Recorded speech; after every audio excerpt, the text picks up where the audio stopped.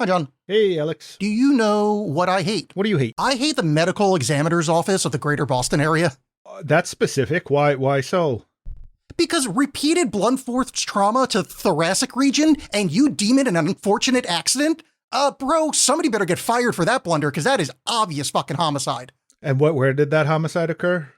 Like an attic in the movie Tarot. Tarot cards, tarot the diamond, tarot cards wherever you can.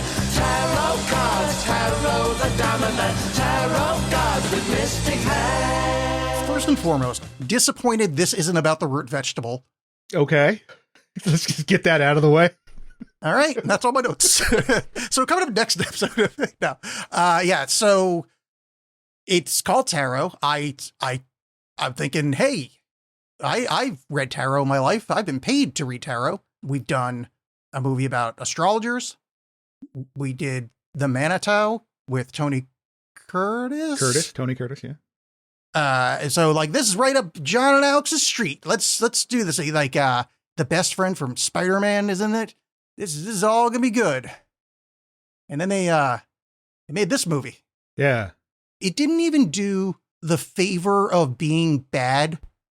It just literally opened the book called How to Make That Movie That We've Made 1,500 times before. Stage 1, college students. Stage 2, go to a haunted place. Stage 3, get haunted. Stage 4, step-by-step die, probably in the order the thing happened earlier. Yeah, it's basically they were on their way to make a movie. The writers of this movie, Spencer Cohen and Anna Hallberg, who also directed, they were on their way to make this movie. And then they walked under a building, and in the window of that building, way high up, there was a box set of Final Destination that was presumably left there to cool. It was just freshly printed, so it had to cool. And someone accidentally elbowed it, and it fell down and hit them in the head. And they went, I have an idea for a movie. I saw that on IMDb, but the version I heard, because IMDb is not particularly trustable, was that Spencer Cohen, one of the two writers of the film, smelled the Final Destination DVD box set, and then seeing the wafts, inhaled, and then was lifted paranormally in the air and floated as if on the wind towards the box set, and then this joke ends there. So a question I have, because obviously we didn't like this movie, and it's as fun as it is to just sit there and dunk and call these people stupid. It's not that useful. Feels great though. It does. This is a teen horror movie, and that doesn't mean that it has to be bad. But they went, yes, it does. Yes, we have no respect for our audience, and it needs to be stupid. A question I have right out of the gate, because I don't know that much about tarot reading. Have I read Nicholas Adams' Horoscope? Well, spelled horror? Of course I have. Every year, twice a year. The book it was based on. The question I have is, when you're doing tarot readings, does your astrological sign matter? I mean, that's a fine question. In no way that I've ever read tarot is that true. However, there's a lot of ways to do that shit. And I do believe, I don't think it's like what that lady was doing, but there is a bunch of astrological shit, like on the deck I have, like the Thothek. There's a bunch of astrological shit.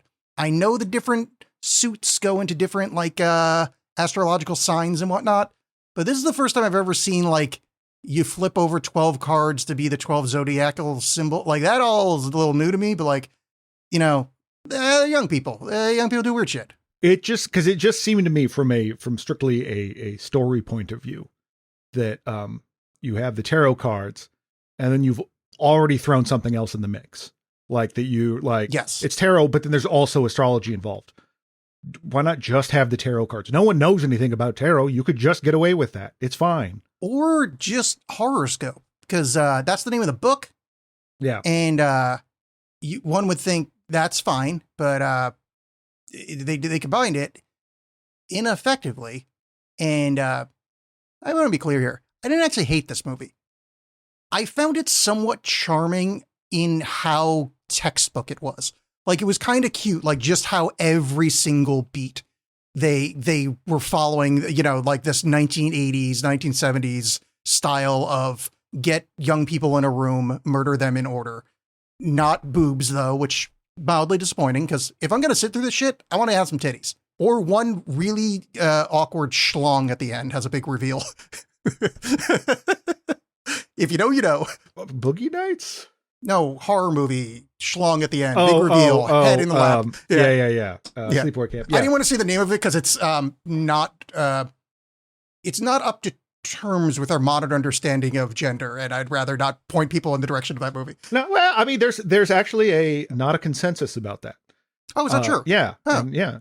It was talked about on a certain podcast I've heard of. Oh, is it Al, my thoracic region hurts after having a ladder dropped on it? That is exactly it. It's so weird that you and Jim named your podcast that, and you hadn't seen this. This movie hadn't even come out yet. Well, it was based on, I mean, it was a thing that happened. So we figured, well, that's relatable. Someone else has probably done this. Someone has probably fallen out of a hole in a ceiling and then had a demonic being hit them with a ladder, which we can get into that in a moment. But the absolute just by the numbers cliches that are just throughout this, like this obviously borrows extremely heavy from Final Destination, even though like Horoscope was written before, like the idea of just picking off teens one by one, but just like particularly the later Final Destinations, like 3 in particular, this reminded me of. Like at one point they basically do the cabin in the woods basement, which is very funny. Like where they're just like, oh, let's just look at this basement. Look at all this weird stuff. Let's mess with it. I'm sure that'll be fine. Yeah, and they did it, and it's functional. It tells a story. Like I know I'm reaching here, but like it wasn't filmed poorly. There was actually a couple of effects I thought were kind of cool. Like there was that one spot where like the square dark is coming at the kind of football looking guy in the subway station. I'm like, oh, that was nice. I'm sure they stole it from somewhere, but that looked cool. Oh yeah. I mean, like I've seen that in a few different places, that is done in Session 9 to pretty great effect. But it's like, yeah, it's been used a bunch of times, but like, it's still, I liked it. Some of the shots were nice, but some of the shots were too nice. It was just a series of nice shots rather than a scene put together. Like a great example to me would be when the woman is, one of the teens is tormented by the magician card. And she's like running through all these hanging fabrics, these drapes that end up being like curtains, and she ends up on stage. That is all shot like medium shot. So you get no sense of where she is the whole time. Yeah. She's just like in these curtains and then she's somewhere else. Oh, I guess it's a stage, and the stage seems small and cramped. And I know like you only have so much budget to work for, but man, there's gotta be like a warehouse somewhere you can use or something. It just all felt like it didn't have the oomph it needed to. It didn't have that feeling of like you've wandered into something bigger than yourself. It just felt like you went down a weird hallway in a Tony Scott music video.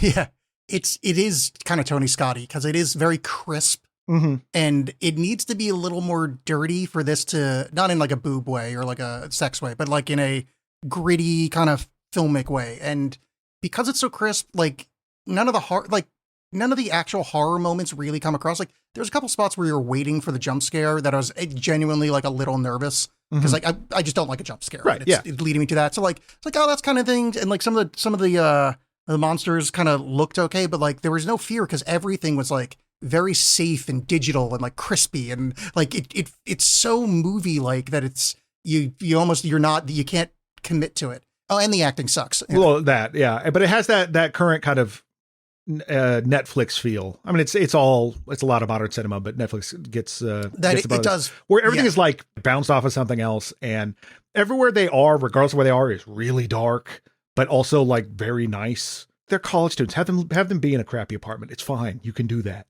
But everything has to be very art directed and look cool and creepy, even when it's not. So when they're in the cool and creepy places, it doesn't seem that different. No, like their apartment, the one with the two ladies, the one that sleeps on the couch and the other one's on the floor, that apartment. Yeah. It's very nice and like kind of creepy. Like it's so pristine. It's just overproduced. Them being there and them being in the haunted house isn't different enough. Yeah. Cause it's like, oh, this is a very nice apartment that looks older. And this is an older house. Like, it's just not, there's no differentiation. Well, it's like when they go down to the creepy basement, it's lit the exact same way as the rest of the house. It's not like we went somewhere creepy. What I did like about this movie, about the creepy basement is normally a lot of horror movies, you can join in and say, you're fucking dumb. Why would you do that? Mm-hmm. Why would you be so stupid? This is the first one that had I had enough drinks, and I don't read tarot anymore, but had I had enough drinks, I could be talked into doing this. This is the first one I'm like, yeah, these are things. I'd be pretty mad at Paxton for not telling me that there's creepy wind that's opening doors and whatnot, because in that case, I probably wouldn't do tarot readings. But I was like, oh, this is nice, because it's like, they didn't invite something. They didn't They didn't be like, hey, look at that picture of like Mother Mary. I'm going to wipe my butt on it. Like, Right. you know, that dumb teenager things. Like, no, they're just kids and they did something completely harmless and horrible occult forces murder them for it, which is fun. I mean, it's like Evil Dead. You know, they just play this tape because they want to know what's on the tape, and then they awoke something in the woods. Yeah, so basically, it's these college students that they're staying at an Airbnb in a fancy haunted mansion. The main character, Haley, and her boyfriend Grant have just recently broken up right before the trip, but that's not going to stop them. They're searching around the house. They find this creepy old basement. Wait, I got to stop before we get to the tarot stuff, because there's a fundamental issue I have with this movie beyond the obvious stuff. They're not weird. Like, there's the one girl that reads tarot. Mm-hmm. Everybody else is very normie coded. Yeah. Like, maybe Paxton's got like a little bit of weird, but like not occulty weird. Why would they rent what they say is a very expensive Airbnb 4 hours from their college? So expensive, and it doesn't fit their vibe, other than maybe Haley. None of the rest seem like, oh, we're into spooky weird shit. In fact, they were quite upset when he wanted to play a true crime podcast in the car. Like, this is not vibes for them. Because it was a nice, cool, big house. We can go hang out there. But there's got to be a modern, nice, big, cool house. I'm not an outdoors guy, but in high school and college, my friends and I would go stay at a cabin in the woods all the time. And that was but fun. this is a mansion 4 hours from college. I'd go stay at a mansion 4 hours from college.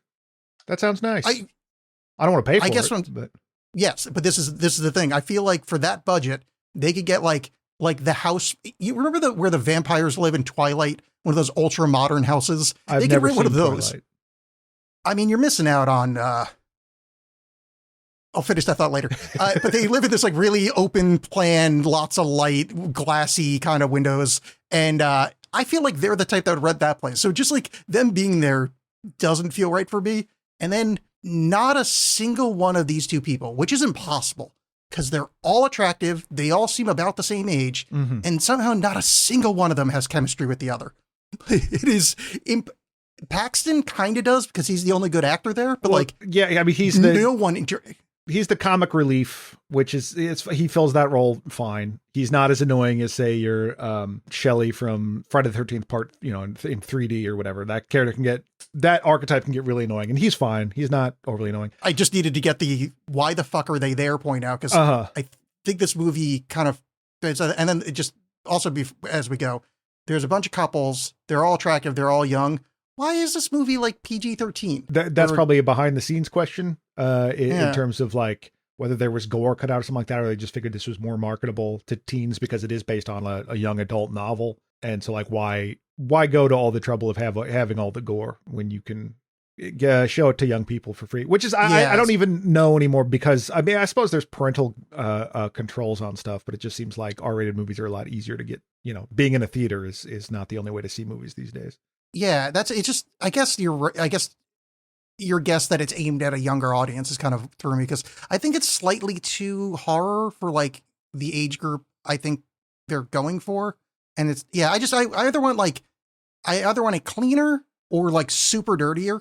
Like but it's kind of this weird, like, I don't know. This reminded me of this other teen horror movie I watched a couple years ago called Don't Look Away that was similarly just awful. And it was a PG-13 horror movie. And that doesn't mean PG-13 horror movies have to be bad. There have been plenty of PG-13 horror movies that are good, but this just like, I just feel like this doesn't respect anyone that's watching it. You're seeing some, but I'm seeing some reviews that are like, it's okay. It's not. It's very bad. One of the ways it's very bad is I mentioned that this is like Final Destination. The gimmick of the first one anyway is that, well, all of them, the gimmick is always that there's some grand disaster that happens and the survivors figure out that they were supposed to die in that, and death is coming to kill them to balance the scales. They were supposed to be dead, so death is going to kill them. And it always kills them in these kind of very Rube Goldberg ways, these really convoluted ways to, like, a guy will trip on a thing and his head will hit another thing, and then that thing will cause a paint can to fall on his head, and then he'll get electrocuted from the paint after he touches a open socket or something. Just ridiculous stuff. And in this one, the thing is that they're all given tarot readings from this cursed tarot deck. Now, the thing with the first one is, with Final Destination, is they all lived through something exciting that happened. This, we get to sit through 5 or 6 tarot readings. It's interminable. I was in shock how long that went on for. And I like tarot. And this was baffling because when they do the first two, I'm like, okay, it's set up. Now we're going to do a little fast forward. Oh, at least that guy doesn't want to do it. Paxton doesn't want to do it either. So we're going to skip two at least. Nope. Every single person in that group, including Haley, the one that's doing the readings, gives herself a reading, and we have to sit through it. And it's not interesting. The amount of time they spend on it and the amount of influence it has on the rest of the plot, they don't equal. Like this 4 minutes of talking about various tarot aspects, it literally just flipped the middle card. That's the only one that fucking matters. Right. And then you have, she has to say all these things and all these like cute turns of phrases that can be used ironically against them later. Like you may feel the walls closing in on you, but and it's like, oh, then later the walls are closing in on him. Then is that the tarot cards or is that you picking a bad thing to say? If you were just like, oh, you might feel bad, but then you'll feel good, then it'd be fine. He wouldn't have had that problem. They're also super open-ended and not fun.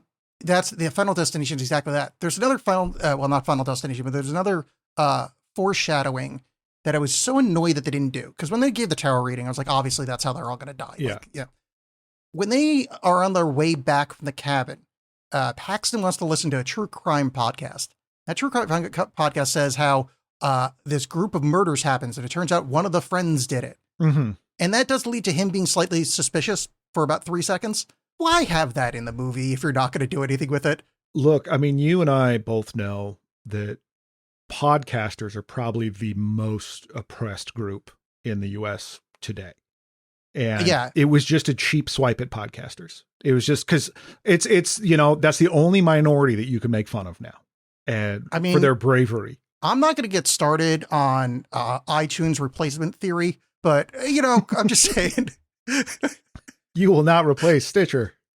Yeah. Oh, all of a sudden we got Spotify. Oh, great. You're coming into my, in quotes, country and taking. Okay. Yeah, I see what's happening here. Well, and the other problem with the tarot readings is that, as you mentioned, they're very long.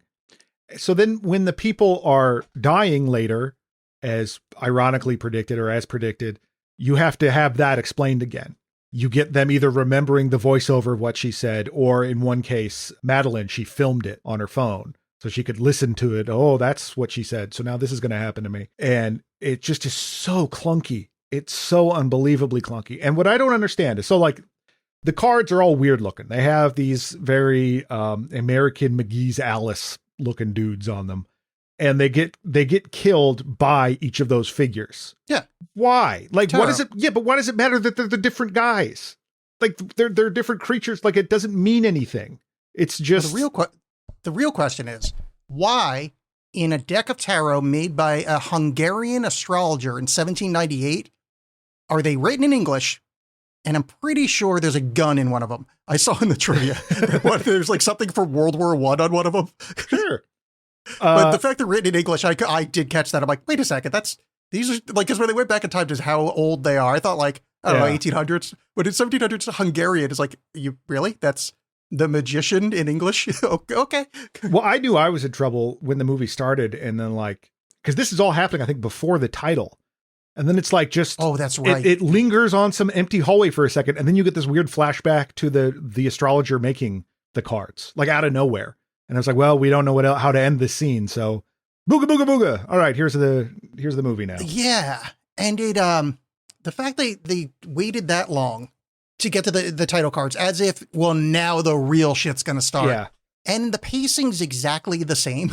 Like this kind of leisurely, like even when the killing start, it's, the first one, I guess, is like mildly surprising. They're going to die. You're like, oh, okay, I get what's happening. Like, the tarot cards are literally going to be there doing it. But then they don't, like, every one is just exactly the same. Like, oh, this is where the other tarot card comes and does. Like, there's no like curveball thrown. It's not like, I kept thinking a little bit later when they try to destroy the tarot cards, it doesn't work. It's like, well, maybe they have to destroy Maddie's phone because the reading's on there, like something. It's like, no, it's exactly the movie you thought it was before the title. We knew the entire movie, and nothing changed other than the guy I was pretty sure was going to live. Turns out he did live. Yeah. Well, and I think that's nothing like I'm going to keep making the Final Destination reference comparison because this Because it's the same fucking movie. The same fucking movie. Is that like Final Destination will throw you curveballs or play with your expectations. It knows that you know what's coming. So it will be like, is it this? Oh, no, it's not this. It's not this yet. It's this. No, it's not this one. This just, because it's these monsters that can kind of just do whatever, it doesn't matter. It doesn't, there's no suspense. It's just like, well, if the guy's over there and then you run away, he's just going to be there too. Because he can just do that, I guess. The fool is going to be on the different floors of the elevator. The magician is going to be everywhere because it doesn't matter. It just, there's no suspense. Why are they killing these people? Like, so the story we get is that this astrologer did witchcraft for a family. Yes. Because that witchcraft worked and she predicted the death of the guy's child, Mm-hmm. he gets mad and accuses her of doing witchcraft. Yes. Fine, it's the past. Murders her child. She goes on this revenge thing, killing him using a cult, blah, blah, blah, blah. Why would that make her want to kill teens? Well, it's because the deck is cursed. Is that she's like, I'm just going to curse this deck, and then when they use the deck, it'll kill them, without thinking about the deck is going to keep going on after that. Okay. Yeah, I mean, I guess that's fine. It just seems a little, usually it's like, oh, she hates people that smoke pot. Not that they had pot in Hungary or whatever, but like, there's no like, the inciting incident is whoopsie doodles. We found the thing. Or like, if you at least, if it like in doing so, it like unlocked her from her cage, from her tarot cage or something like that, from this netherverse. But instead it's just like, no, I left a loaded gun around and I was surprised that someone used it.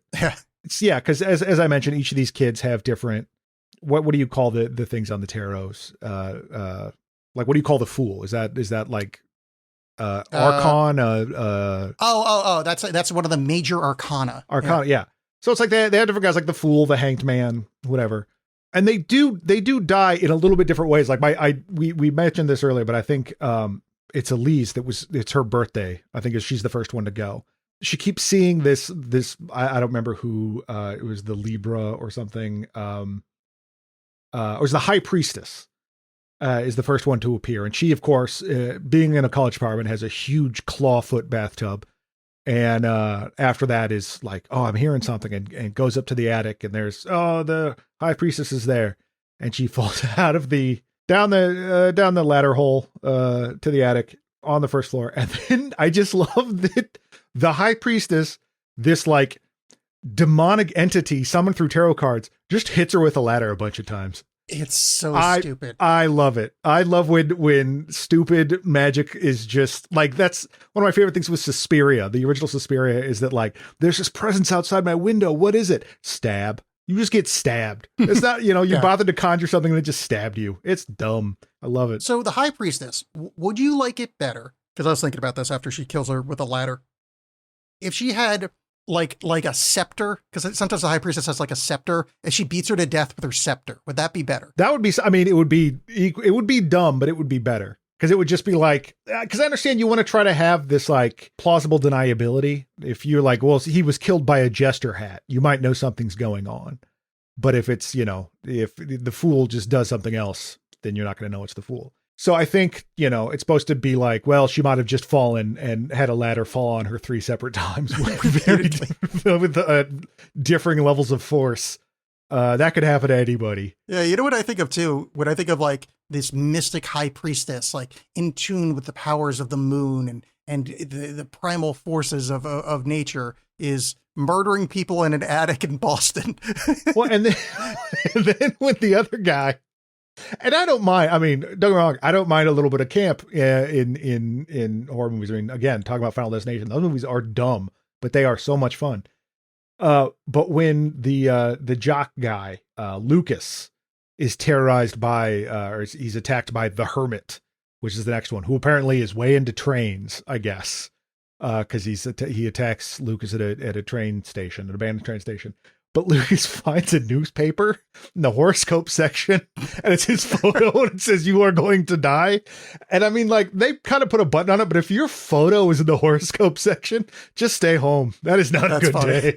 Especially if it says you're going to die today. Yeah, but I just love it. It's like, what could this mean? No, I just realized he's the Hermit. Yeah.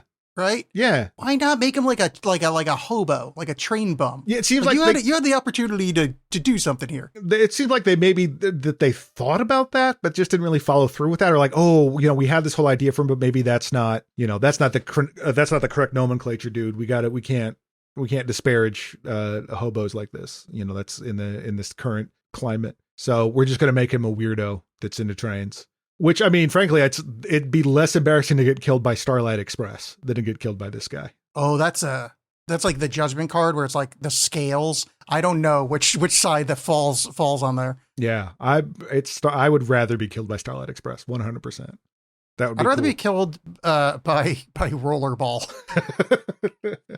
Which one, the James Caan one or the Chris? Oh yeah, or the LL Cool J one? Now that I remember that one exists, definitely Chris the LL Klein. Cool J one. Someone went to jail over that movie. The director went to Ew, jail. really? Yeah, because it had to do with him hiring a private detective who illegally wiretapped people. But like, that movie is very, very bad. But someone went to jail over Rollerball. It's very funny. That's funny. Anyway,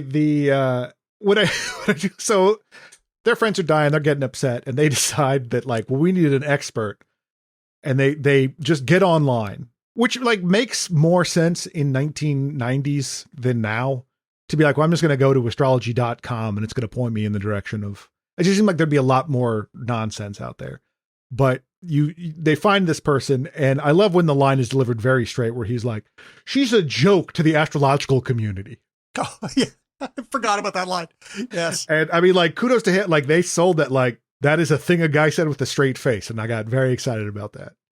He did it, and this movie has a lot of looking stuff up on the internet, and the fact that it's like they're looking it up, and then he's also looking it up on his phone, and they think, well, this is the cinematic way to approach things. Right. Well, yeah, because at one point they're like, get out of the way, let me use your computer. I'm like, why? You have a phone.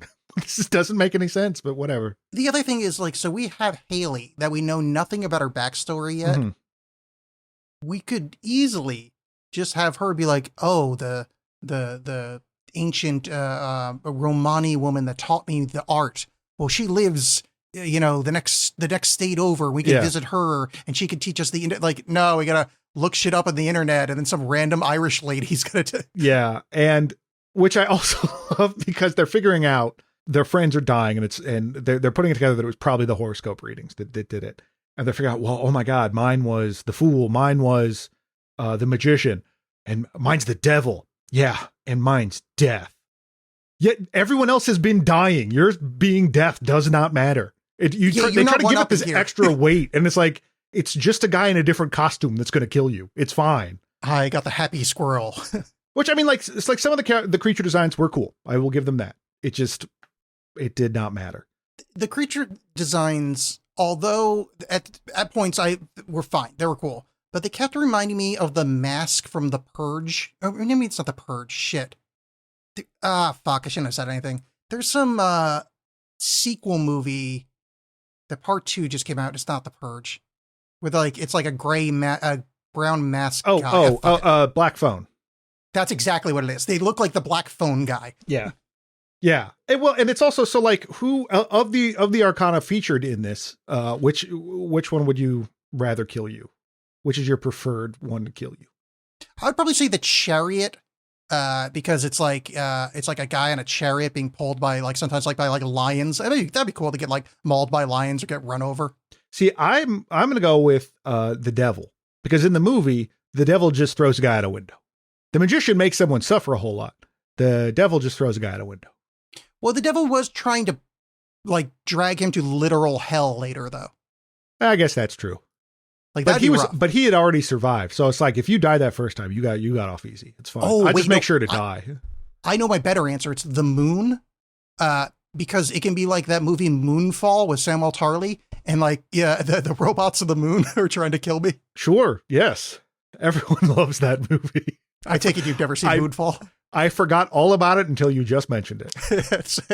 Is Gerard Butler in it or not? Gerard Butler is the lead. I was going to say, he better be in it. That sounds like a very Gerard Butler movie. Yes, it is. It turns out the moon was made by aliens and evil nanobots, something. It's almost worth watching in a, like, watch it with your friends shitty. Oh, way. absolutely. Yes. Yeah. That is. It's not it's not a slog. It is so stupid. Like there's these parts where they're like fighting gravity, which it's just fucking hilarious. I'm going to find out that I've actually seen this movie and be very upset. But I think I'm confusing it with a Geostorm. It's very Geostorm. It's like Geostorm 2012 kind of baby. Oh, yeah. Excellent. Oh, the other scene I wanted to like make sure I put a hat on here. So these are besties. They're all like, they're tight, thick as thieves. They've been dating each other. They've known each other for a long time. The lead lady, Hallie, is talking to somebody, like her kind of girlfriend, the one she's always like rubbing her shoulders and like sitting next to. And she gives her tragic backstory about her mom being sick and her learning the tarot because of it. You guys are like best friends, and this is the first fucking time you're hearing about this? Yeah. That's weird. It'd be like if on the course of this show, I tell you something about my childhood that you've never, like a fundamental fact about, like, you know, like, I didn't have a traumatic childhood, but like if I was like, oh yeah, that's when the car accident happened that killed, you know, my sisters. Right. Like, what the fuck, Alex? I've known you for 20 years. What are you talking about? Did I not mention that? Yeah. Oh yeah, shit. I thought I brought it up. Yeah, the thousands of hours we've talked, and then the tens of thousands we've talked being recorded. Well, and I get, you know, you're trying to create that parallel between Haley and the astrologer, as we learn in the movie, like, is this curse the cards by having it be like this death of the family that she can't get over. Man, yeah, it just doesn't make any sense why no one else would know about it. Or like they, you know, that they don't set up that like she doesn't talk about herself or that she's always kept it a secret. So eventually, yeah, they find this master astrologer, Alwyn Fuere, I believe is Good how you luck. say that. Who's great, who I really like as an actress. She was, as I mentioned, she's in Mandy. Probably most people know her for that. She was completely. She was in that Viking movie with Skarsgård that we did. Just pointlessly in the 2022 Texas Chainsaw Massacre remake as Sally Hardesty, and just a complete waste of time. But I like her a lot. And so like having her show up as this like mystic was cool. I think that's a great idea. But I don't think all she's there to do is just give more exposition and then die. Yeah, she doesn't really do much. I have said something else that's occurred to me now of what would have been good in this movie is that if Haley didn't give herself the reading, and you can kind of do more of the comparison to the Hungarian witch lady, like you could have her be tempted to do some kind of blood ritual and yada, you know, something like, but no, it's just, nah, she's afraid to die. Yeah. She's young and cute. Yep. But yeah, that did, the Irish lady is good, but she's not in it for much. I kind of wish, she was, I don't know, maybe not introduced earlier, but like held on a little bit more. Yeah. Cause again, it just felt like another looking stuff up online scene, except there was someone there to just tell you this backstory. And then that's about it. It's also just like the geography of this movie is funny because they go to this creepy old house to do the readings and then they leave and this stuff is happening to them rather than like, you know, stay there and it happens. Which is fine. It's not like there's a law about it, but then they have to go somewhere else to talk to this person. Then they go back home and then they go to the cabin again or the mansion again because that's where the cards are. They need to do this thing. It just is very circuitous for no good reason. You know what I mean? Like I'm it seems thinking like maybe the movie, you could have combined that. That's all. I think it probably was like the script was, you know, what's it, like a minute a page or whatever. And the script was probably 84 pages. So they need to do like, oh, well, all this happens in one spot. What if we write in a cheap thing? Like, okay, we can shoot it at Bob's apartment. Okay, we're going to have them go back to college, not show the college because that would cost money. Like, you know, just them separating out and like giving them like, oh, let's have them drive for a while. And then we can show shots of that. That's 4 more minutes. Right. Well, or we can do another scene. There's several bits of this movie where there's additional dialogue happening where you don't see the characters talking. You know what I mean? Like the ADR stuff where it's like it's behind a closed door. It's like, is that why we're going to this room? Yes, absolutely. That's why we're going to this room. And then the door opens. Like particularly the end is a weird, like, boy, everything worked out as they're in the car driving away. And it just seems like very tacked on, or her final confrontation with the astrologer. There's like that added speech about trauma that gets kind of thrown in there that seems unnecessary. Yeah, I was wondering about that. If maybe this movie had a different ending that they had to like either cut around or like reshoot something. Because some of the end scenes, it just feels like a reshot thing. Right. Or it's just like they just combined a bunch of stuff into one where it's like, this doesn't feel like it means enough. We have to try to emotionally tie to, I don't know. It just felt very shoehorned in there. The other important aspect that we're very much skipping over is, other than the first friend to die, these people do not seem very affected by their friends dying. Generally, like, they yeah. are not emoting all that much, and their friends are dying quickly, and it's like people that they love and care about and know. Like, it's not like casual friends; these are like besties, and they're not that upset. Yeah, or at least not showing it. Well, that's again, the nice thing about the Final Destination movies is a lot of times it's like these people are kind of thrown into the situation together, whether they want to be or not. Because it's really, in the first one, it's just Devon Sawa and his buddy are the only friends. And then, like, because of this event, all these other people are in their orbit now. One thing I want to bring up with this is we talked about, or I've mentioned it several times, The Magician. This was driving me crazy. And this is I already complained about the way it was shot, her coming to the stage. Or like she's trying to hide from the magician, something hops into a box. And the magician is walking around the box with a giant saw. And you're like, oh no, it's the saw lady in half trick. This is what's going to happen. Nope. He stabs the saw through the box a bunch of different times. It's not how a saw works. It is not how a saw works. That is a very good point. The other aspect, very stupid. I'm not trying to downplay how stupid that was. The other stupid thing that we're kind of glossing over here, again, I don't mean to harp on this too much. 1798, Hungary. Yeah. Why is it a 1950s Catskills magician? Does she get updated? Like, she gets updated bits as time goes on? Yeah, it could be that like, you know, this other people have been using the curse. Because that's the thing. These aren't the only... this is so intensely stupid. We mentioned that these cards are cursed, but like, this has happened several times, and that's some of the exposition that the grand astrologer Alma gives, the good one, the good witch, about, and the actors had to say this out loud, and they did it without, cracking a smile. So good for them. But where it's like they were last seen doing tarot readings. No, they weren't. I forgot about that. No, they weren't. Because they died in other places later. Like no one. The Woodstock one was so fucking funny. Yeah. Oh my god. I forgot they brought Woodstock into it. How many people went to Woodstock and it's so fucking stupid. Oh, I forgot about the Woodstock thing. Goddamn. That's how dumb this movie is they dropped that thing in it. Wow. When she explains Alma's backstory, when she explains the backstory of the original astrologer, the one that cursed the deck, I can't imagine anybody that's listening right now is going to watch this movie afterwards. But if you do, when she's giving the backstory, please pay attention to the fact that they're doing the same motif as Eyes Wide Shut, that high piano discordant note. It's so close. It's like one of those soundy likeies where it's like two notes.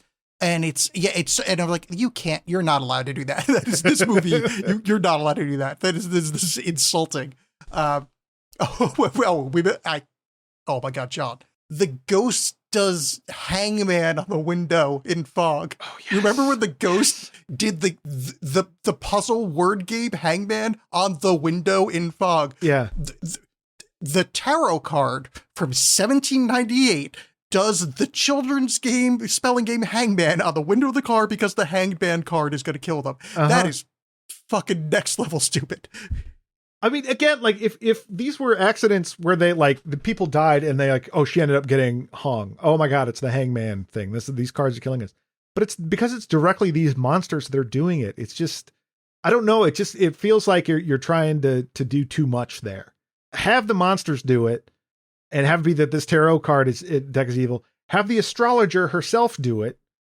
Or just have it just be this mythical force. It just seems like a hat on a hat, kind of. There's just too many elements for me. Yes, and I just can't stress enough, audience. It's a stick figure hangman with the lines underneath where you guess the letters. It's a stick figure hangman. There were cave paintings that had that. That goes way back. Oh yeah, sorry, I forgot. Yeah, Let's Go Caves actually spells out Werner Herzog. The other thing I was thinking about this movie, and I know it's two things. Very quickly, it would have been better if Alma, the Irish lady, turns out that she's the original astrologer. She's immortal. Sure. Would have been better. But two, it occurred to me when that Hangman thing happened, and we're way too deep in the movie at this point, but was this movie supposed to be funny? That's the thing. Was this tonally, did they just miss just enough that I didn't even realize that this is supposed to be kind of like a wacky send-up kind of thing? That's the thing. Like, you could have played this much broader and much more ridiculous, and it would have been fun. But it wants to be all dimly lit and serious. Yeah. and it just doesn't work. Like if this was much like much more Wild and Woolly, if this was just a lot lighter in tone or less po-faced about everything, it would be fun. I would be much more on board with it, because it's also like, nah, but isn't this serious? It's trying too hard. Like it wants to be, because like you don't want it to be like, I'm gonna die next, ha ha ha, wink. Too self-referential in that way, too campy. But when everything's art directed to look exactly like Hereditary, everyone's in a house with no lights all the time, it's hard to keep that tone going. Like if it was just if it was lit like an 80s movie or a 90s movie, you might get away with it a little bit more. But no, it feels like it's taking itself too seriously when it really shouldn't be. It's weird because there's spots that like it's comical, like it is objectively comical. Like at the end, and I know Paxton is the joke character, but like him leaving the group and being too bullheaded, even though they say he's bullheaded, like it's kind of silly. But then like he gets saved by this mythical roommate he references, Todd, all the time. That Todd tries to get the elevator while the fool is attacking him in the elevator. Mm-hmm. And that's what saved him. That's a joke. Like that is like structurally a joke. And the characters are so like one-dimensional, and I think just mostly the acting's bad, but like, is this they tried to make it kind of fun, like in a Final Destination way, like it's kind of amusing, or is this just like they missed the tone? But did they miss the tone going for a serious movie, or did they miss the tone going for a kind of fun movie? What should have been a fun movie, they missed the tone by trying to make it more serious. Is my read on it, is that it is, because it is like a high concept, kind of ridiculous, and they want to have fun with it, and they just lean too far into aesthetically making it a more serious horror movie that the performances and the direction don't support. No, not at all. When Alma, the Irish lady, gets killed by the original astrologer with the Six of Swords, and she gets stabbed, like, it's whatever, it's something, it's fun. But except for the fact that like she didn't need to be there and did nothing for the plot or the movie at all, other than burned a few minutes. But I don't. Sorry, I'm structurally having a problem here. Is her spirit is in the tarot cards. The original astrologer's spirit is in the tarot cards. Her soul is bound to them. So they do a ritual where she's now in the room that he can talk to, even though her soul's in the tarot cards and the tarot cards are in the room. She's like extra in the room, right? And doing that, you still can't destroy the tarot cards, even though tarot cards could only not be destroyed because she's in there. She gets pulled out. The way that she's destroyed in the end is Haley has to come to grips with her mom's death so that the original astrologer comes to grips with her daughter's death. Sure. And that kills her. Yeah. Because you do the reading at her and no one thought to do that. But like, what? Why? I wish I could tell you. I wish I had that answer for you. I don't understand how that's catharsis, because like that's like Haley's like a whiff similar. She learned tarot because her mom died, but it's like her mom didn't die because like she turned like her mom wasn't turned. She didn't accidentally turn her mom into ice and she got murdered. Like this, like she got her daughter killed. I get she didn't, but like she practiced witchcraft at a time that's bad, directly resultant in her daughter dying. I mean, unless off-screen Haley gave her mom cancer somehow, this is not a 1-to-1. I don't understand how her catharsis at all helps a 1700s Hungarian witch. Well, and it's also just because the catharsis, that element just seems, again, tacked on to the plot. It's not driving her character or any of the choices that she's making. It's just like, oh, I don't like doing tarot readings because when I was doing them a lot, I kept getting death and didn't change for my mom. But I'll go ahead and do them. Oh, okay. Well, not a lot of convincing either. Yeah. So yeah, they win, and then the big ending is they're on a bridge, or they're on their way home. No, they're on a road on their way home. They're like, wait, how do we know it's over? And it's like this car comes up. He's like, oh no, I'm gonna die on the road in the dark, is what your tarot reading said, or the fuck. And it turns out, no, it's Paxton. He lived. Yay. And he found them. And then they get in the car, and it's like, there's kind of an air that like, oh, there's more to this. Like, is he part of this? Is he a devil now? Is he the overweight friend from Spider-Man card? No, it's just, he's there, and he got saved by his friend hitting an elevator button. And then they drive away and they spend a long time driving away. Yeah. Because it's also not something where it's like, we're safe, but for how long? Or we're shaken by what's happened. Like the mansion is on fire and crumbling because we defeated the evil inside or something like that. No, they just get in a car and then they kind of go around some turns and it's like, boy, I'm glad we're okay. Me too. And then that's it. Yes. And I feel like the end of this movie needs a reveal. Either Paxton, ha ha ha ha, I've been bad guy all along. Mm-hmm. Or he like turns to the camera and like his eyes turn red. Or like, that stinger thing. It needs the stinger thing. Or don't have that scene. Because that scene does fucking nothing other than, well, now you explained how they got home. Yeah, exactly. Yeah. That wasn't I'd much rather have it end like, again, bring up Suspiria. Dario Argento would just end his movies where it's like, yeah, and that place is on fire now. The end. It's like, oh, okay. Like, it doesn't matter what happened. I beat the bad guy and now the house is on fire. Anything outside of that, who cares? Yes. That would be good for this movie. Yeah, if it's just like we defeated it and it's like, oh, we made it. The end. Fine. Done. Or one more pitch. We do call back to him being a podcast guy and the podcast earlier saying the friend killed all of his other friends, last one standing. He takes advantage of this whole situation and murders his two friends because he wants to be in a podcast kind of thing. And he's like, oh, I'll blame it on the witch. Or even if they're like driving away and he puts on a podcast and it's like these creepy tarot murders. And they're like, I don't think so. It's something. Yeah, great. Just something. Just some kind of button. Because it just is like, it just fizzles out. And I mean, it was already terrible and I was ready for it to be over, but you just couldn't even bother to put an ending on this thing. Okay. I what you said, just like minor pitch to the end of it. Podcast comes on and on tonight's podcast, we're going to learn about the Tarot murders of the evil. And then Jacob turns to everybody and goes, yeah, I've heard this one. And then turns it off. There you go. It's like a wink to the camera. Beautiful. Oh, I've heard this one. Yeah. Yeah. Lovely punch up. I'm for it. And then at the end, it says Jacob will return in, I don't know why I'm calling him Jacob. Is that the actor's name? Yes. I'm just going to pretend it is. Or, I mean, it's just my brain's deteriorating, but I think his name might be Jacob. It is Jacob Batalon. Fuck yeah. Go me. So in conclusion, this movie is not good. It's also not bad enough to be fun.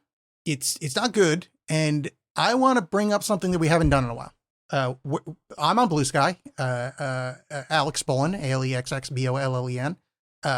We have, there's a John Knox Hate Stuff Facebook. There's ways to get in touch with us on the internet. I would love some suggestions of what movies to do next. Because the reason we watched this is we couldn't think of what to do next. And in a moment of what I'm going to refer to as sheer stupidity and bad thinking, we chose this movie. So if you guys can maybe provide some ideas of what you would like us to cover. Don't say tarot again, by the way. Do not say do tarot again. No, but what about that tarot one from this year that's on Tubi? Okay, yes, I would watch that.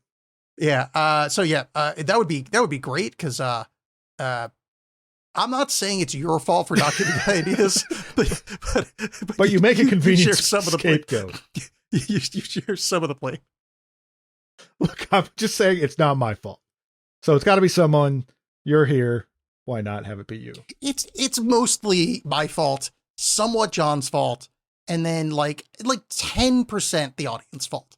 And I'm just saying that 10%, you've listened to a lot of episodes. You probably listened to more than 10. You probably listened to 12. That means it's 120% your fault. That's how math works. Yep.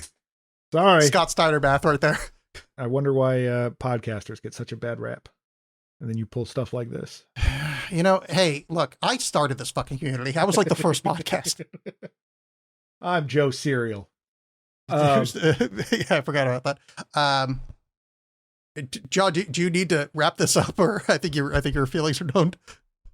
No, I'd rather talk about something positive, like what you watched and enjoyed.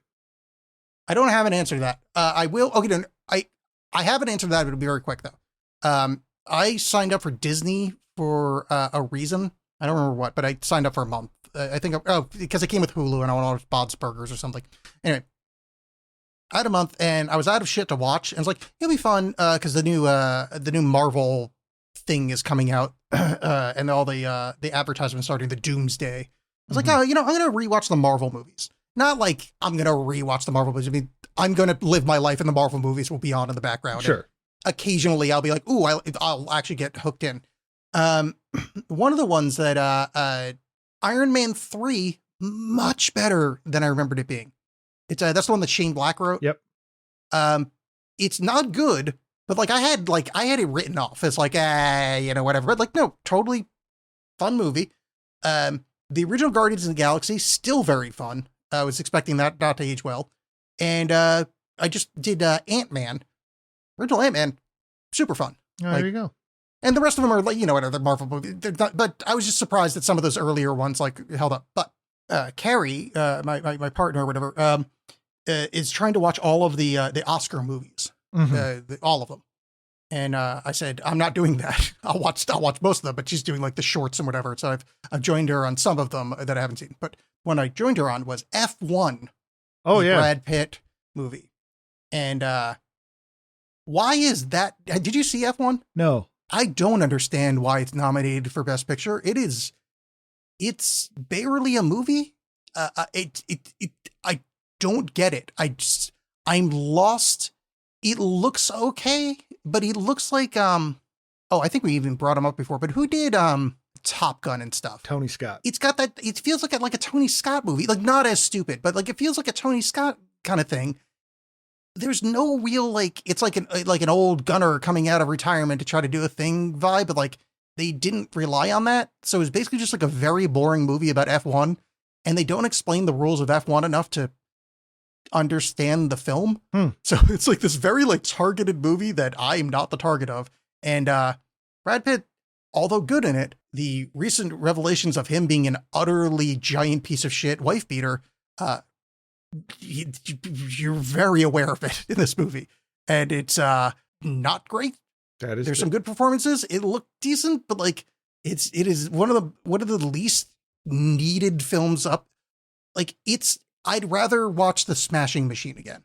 See, I want to watch it. I want to invite all my rowdy friends over to put on like monocolored polo shirts tucked into khaki pants with the like cell phone clips on the belt and just stand around and watch F1 because it seems like a very dad movie. I feel like it's a very dad movie, but it's almost like a European dad movie. I feel like it's not American enough. So we have to put on like soccer scarves for like Madrid Real or something. Yeah. And then sing like Ole, Ole, Ole for some reason. But yeah, it's one of those, just, I don't understand. I think it's just kind of a weak year, Best Picture wise. And it's just not.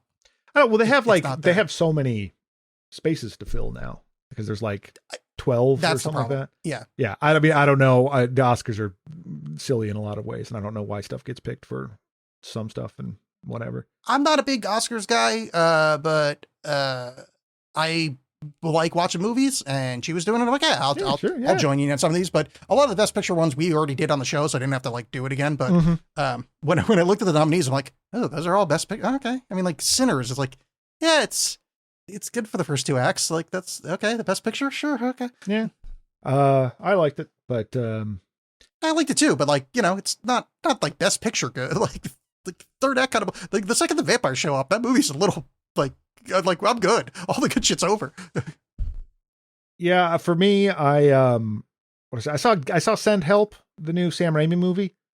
I heard about that. It's okay. It's like the performances are great. Rachel McAdams is a lot of fun in it. There's some fun Sam Raimi touches to it, but it's kind of drags a little bit in the middle. But it was still a good time. And then I heard that Sam Raimi still managed to like I guess spoilers.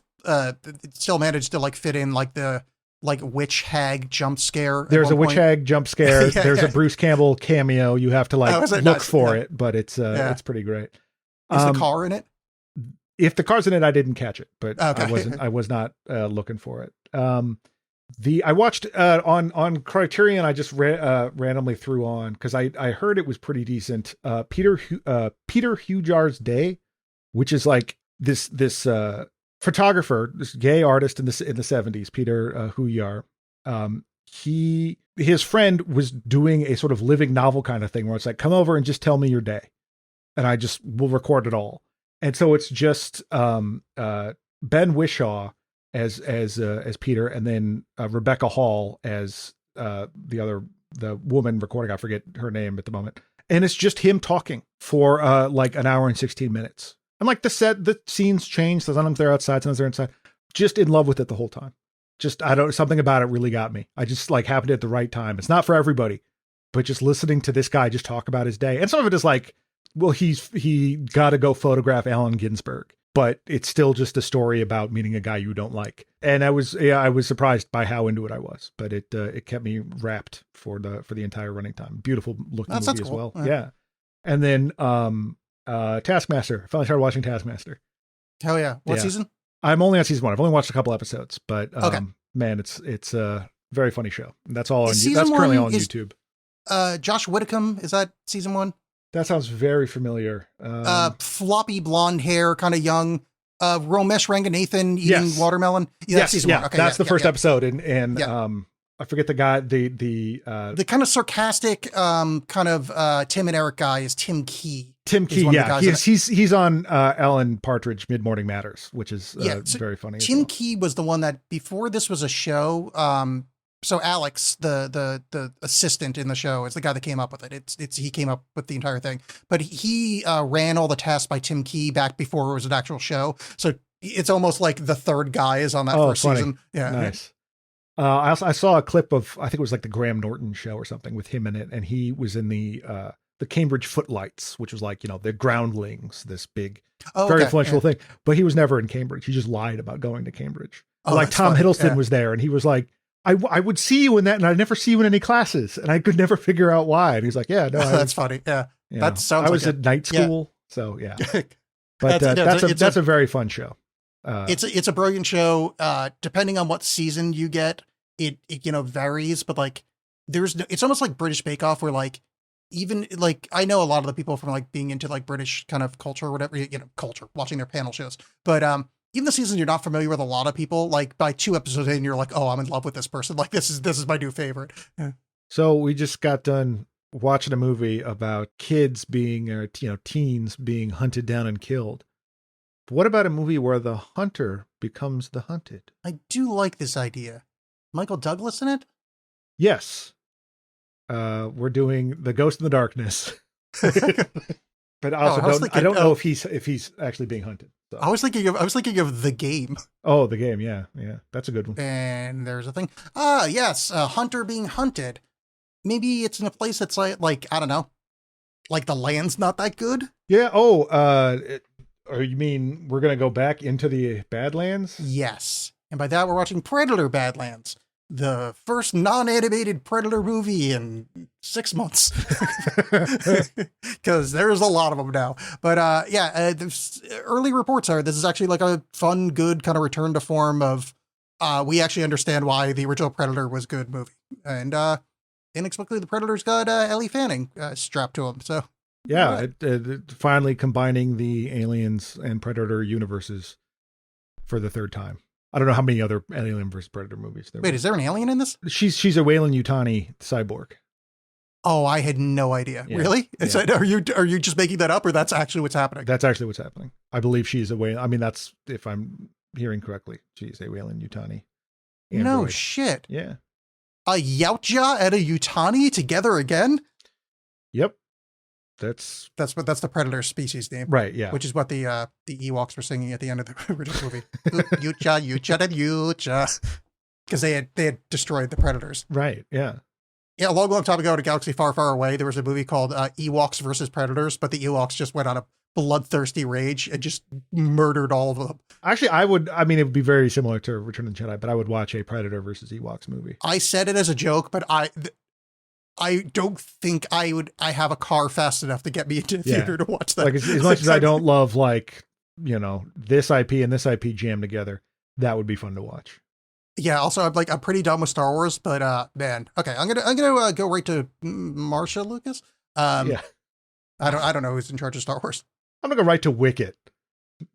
Tell him what's up. He's done hanging out with an idiot abroad. I'm sure he can help us. That's right. Okay. So, we'll see you next time to watch Predator: Badlands. Woody. Goodbye.